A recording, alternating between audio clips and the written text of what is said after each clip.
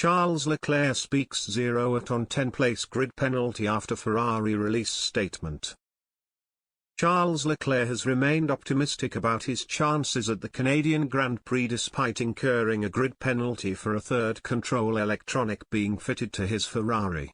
F1 teams are only permitted 2 control electronic changes throughout the season, but the blowout last weekend made it impossible for Ferrari to continue without another being fitted. Ferrari said in a statement, "A new control electronic has been fitted to Charles' car prior to FP2. It is the third of these elements used so far this season, only 2 are permitted, therefore Charles takes a grid penalty." That leaves Leclerc with plenty of work to do on Sunday, while he'll also need to show his pace in qualifying to give himself the best chance of coming through the field. Leclerc's issues will give both Max Verstappen and Sergio Perez some breathing room for the race. But the 24-year-old isn't too disheartened about his punishment for taking on a new control electronic. "Well, obviously I'm starting a little bit more in the back," Leclerc said.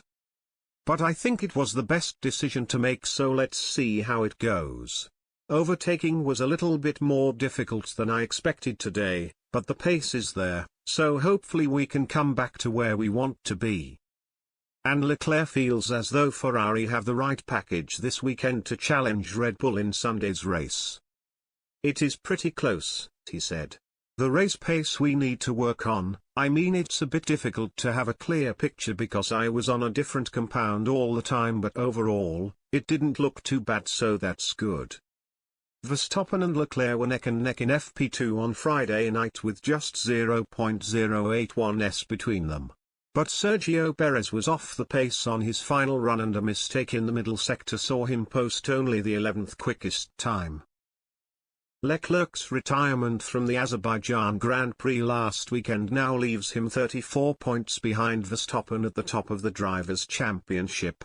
And he will need to keep a close eye on George Russell's development at Mercedes, with the young Brit just 17 points behind in the standings.